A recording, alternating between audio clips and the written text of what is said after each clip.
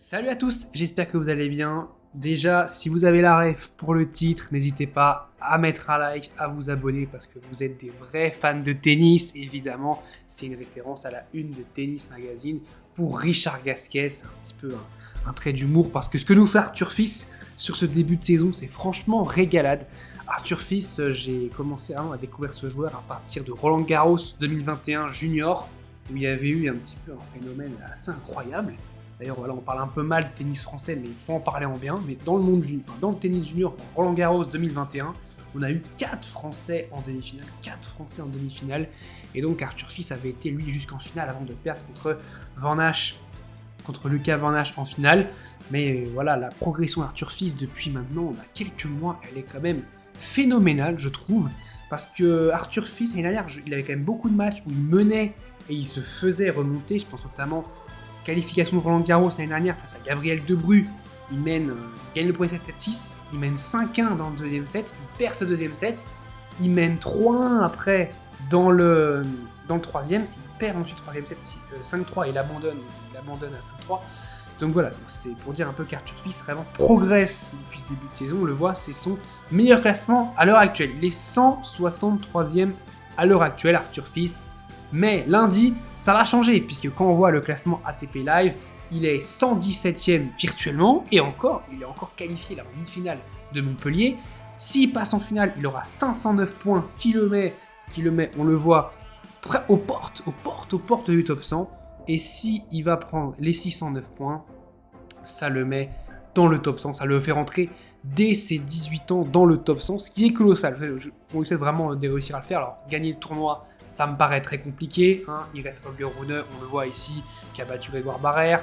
Il reste Yannick Sinner, qui joue très très bien. Yannick Sinner est le prochain adversaire d'Arthur Fils. Et puis en finale, ça peut être soit Holger Rune, comme j'ai dit, soit Crécy ou Koric. Le match vient juste de commencer, au moment où on de la vidéo, évidemment, parce que quand la vidéo va sortir, évidemment, le match sera déjà fini. Enfin, du moins, j'ose espérer. Arthur Fils, voilà, avant ce tournoi, c'était seulement un match joué officiel sur un grand tableau. Il a déjà fait des qualifs, il a fait notamment les qualifs de Bercy, puisque justement il s'est qualifié à Bercy en faisant de très grosses perfs. Notamment on le voit sur Wikipédia, on voit quand même qu'il a battu Raume Mounard au premier tour des qualifications de Bercy, puis Fabio Fognini au deuxième tour. Quand même, il faut aller claquer Fabio Fognini au deuxième tour des qualifications, qui était quand même donc Raume Mounard 56e mondial et Fognini 51e mondial. Bon, on sait que Fognini est 51e mondial, mais ça a été un très très très bon joueur de tennis. Il remporte un Master 1000 notamment, même si c'était sur terre battue. Ensuite, malheureusement, il n'a pas eu de bol, puisqu'il tombe sur un lucky loser, qui est Fabio Fognini, et il perd face à Fabio Fognini, c'est dommage. Il aurait pu jouer Berrettini, ça aurait été cool, mais il perd face à Fabio Fognini, malheureusement, alors qu'il l'avait battu en qualification. Et je crois que souvent, c'est le cas, quand un lucky loser joue un qualifié, et que le match, du coup, s'est déroulé en qualif, et que le qualifié ait battu le lucky loser, souvent, le scénario se retourne, et c'est le lucky loser qui arrive à battre le qualifié. C'est un peu dommage, mais c'est comme ça, c'est le tennis. Malheureusement, il aurait pu gagner son premier match, mais bon, c'est pas grave, il a remporté déjà ses 3 premiers matchs. Notamment, il a battu Richard Gasquet, premier tour. C'est quand même un très très gros premier tour de battre Richard Gasquet. Surtout Gasquet, comme j'ai dit, Gasquet à Montpellier, c'est un Gasquet qui est toujours très très bon, très impliqué. J'ai eu très peur au début de match, quand il est quand même mené, 3-1, balle de double break, 3-1, 15-40. Il est mené après 4-2, 15-40. Il est vraiment au bord du gouffre dans ce premier set, mais mentalement, il réussit à se battre, il réussit à revenir, il réussit à aller chercher, puiser des ressources pour réussir à aller retourner le match face à Richard Gasquet, qui pourtant, en termes d'expérience, le mange très clairement. Il y avait 18 ans d'écart entre les deux. Gasquet pourrait être son père, et Arthur pourrait être son fils. Mais c'est... comment dire, franchement, ce qu'il a fait, je trouve ça vraiment mentalement très fort. Ce qu'il a fait face à Richard Gasquet, c'est, je trouve, très très fort. Il lui met 7-5, 7-5. C'est une énorme performance. Franchement, c'est une énorme performance de battre Richard Gasquet. Faut le dire, parce que Richard Gasquet, voilà, on sait que c'est un joueur qui est capable parfois de lâcher un peu des matchs en ce moment, notamment physiquement, mais là c'était un premier tour, c'était chez lui, donc il avait à cœur de faire un très gros résultat. Mais Arthur Fils l'a empêché, parce qu'Arthur Fils, franchement, ce qu'il a fait, c'est vraiment un super match. Ensuite, les tours d'après, ça va, et là, encore premier quart de finale, on se dit comment ça va se passer. Il joue Quentin Halys qui, même si lui aussi, voilà, c'est pas le plus expérimenté des Français, a quand même plus expérimenté qu'Arthur Fils, Arthur Fils, je rappelle, n'avait pas remporté un match ATP avant ce tournoi. Et là, il en remporte 3, et il remporte notamment son premier quart de finale. Il est déjà en demi-finale. En demi-finale à Montpellier, donc évidemment, ça fait parler parce qu'il fait une demi-finale ici en France. Un Français qui fait une demi-finale en France, alors c'est quelqu'un qui vient de la banlieue parisienne, il vient du 91, il vient de l'Essonne, donc c'est pas loin d'ailleurs de chez moi.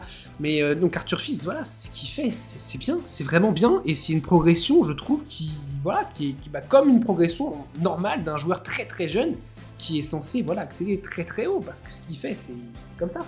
Il monte à un niveau comme ça, il n'y a pas... L'année dernière, je trouve qu'il y avait un petit peu les moments où, comme j'ai dit, où il avait le match en main, qu'il lâchait un petit peu. Là, je trouve que ce qu'il a fait face à Richard Gasquet, ça prouve que ce qu'il avait fait l'année dernière, ça n'arrive plus. Ce qu'il avait fait, les moments où il avait craqué, ça n'arrive pas, puisque contre Richard Gasquet, il n'a pas craqué.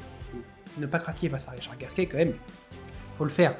Ce qu'il fait, c'est bien. Qu'est-ce qu'on peut lui souhaiter? Premièrement, déjà, c'est d'accéder à Roland-Garros sans avoir besoin de la qualification, enfin de la wildcard, pardon.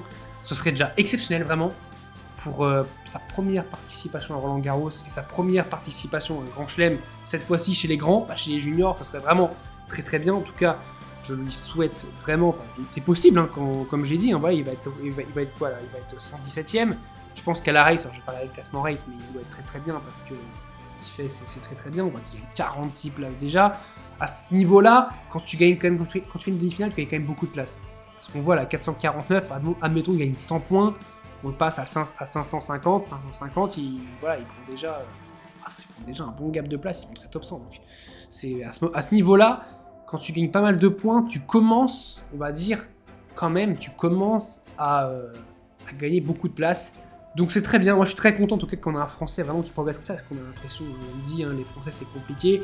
Gaël Monfils encore d'ailleurs qui a déclaré forfait pour Rotterdam, donc qui n'est pas dans le tableau pour Rotterdam, alors qu'il aurait dû revenir pour Rotterdam. On a Richard Gasquet qui s'accroche, mais on sait que ses meilleurs jours sont passés. On sait qu'on a Tsonga et Gilou qui ont pris leur retraite, et qui ont pris leur retraite évidemment méritée. Derrière, la génération qu'on imaginait peut-être un petit peu les succéder, c'est-à-dire pourquoi pas Benoît Paire, il est totalement dans les fins fonds du classement. Pourquoi pas Lucas Pouille, il a totalement disparu aussi de la circulation. Donc c'est pour ça qu'il y a eu un trou d'air. On a aussi Hugo Humbert, je trouve qu'il jouait très très bien d'ailleurs, il a déclaré forfait, il a abandonné contre Davidovic Fokina malheureusement, mais il jouait très très bien. Lui aussi, c'était compliqué. C'est compliqué en ce moment, on le voit. Il y a des résultats très bons, mais c'est en dents de scie. Le classement n'est pas bon. Et voilà, dans cette génération-là, il y a eu un trou générationnel. Et comme les Tsonga, Simon, Monfils, Gasquet sont restés quand même très longtemps, on s'est pas rendu compte qu'il y avait à ce moment-là un trou générationnel. Mais il y a vraiment un trou générationnel. Parce qu'Arthur Fils a 18 ans, et Richard Gasquet a 36 ans. Ça veut dire qu'il y a quand même 18 ans d'écart entre ces deux joueurs. Donc il y a quand même largement la place d'avoir de très bons tennisman en 18 ans. Comme j'ai dit, il y a Hugo Humbert, il y a Benoît Paire, il y a Lucas Pouille. Ces trois joueurs-là, quand même, techniquement, c'était phénoménal. Benoît Paire, quand il est concentré, c'est exceptionnel. Lucas Pouille, qui claque une demi-finale à l'Open d'Australie, il balade à l'US Open, il fait quart de finale à Wimbledon. C'est très fort ce qu'il fait. Et Hugo Humbert, c'était un petit peu la nouvelle génération. Il va chercher un quart de finale aux Jeux Olympiques. Il bat Tsitsipas à Bercy. Mais ça convertit pas. Donc à voir, je pense que la nouvelle génération est très très belle. On a aussi, n'oublions pas, Lucas Van Hache qui a remporté Roland Garros Junior face à Arthur Fils. Donc on a Arthur Fils, on a Gabriel Debrue. Alors lui c'est encore vraiment plus jeune, il a 16 ans, mais ça peut arriver aussi au fil des années. N'oublions pas tout ça. On a toujours évidemment Richard Gasquet qui va continuer à faire les tournois tant qu'il est qualifié.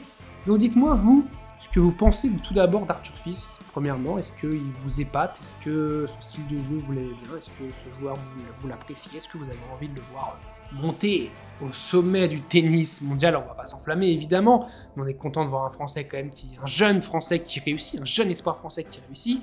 Dites-moi aussi ce que vous pensez en ce moment du tennis français. Moi je trouve que l'année dernière était catastrophique, vraiment. Même s'il y a eu le quart de Monfils à l'Open d'Australie. En tout cas, chez les hommes, c'était catastrophique. Merci à Caroline Garcia, vraiment. Chez les femmes, on a vraiment Caroline Garcia qui a été l'arbre, le grand arbre évidemment qui cache la forêt.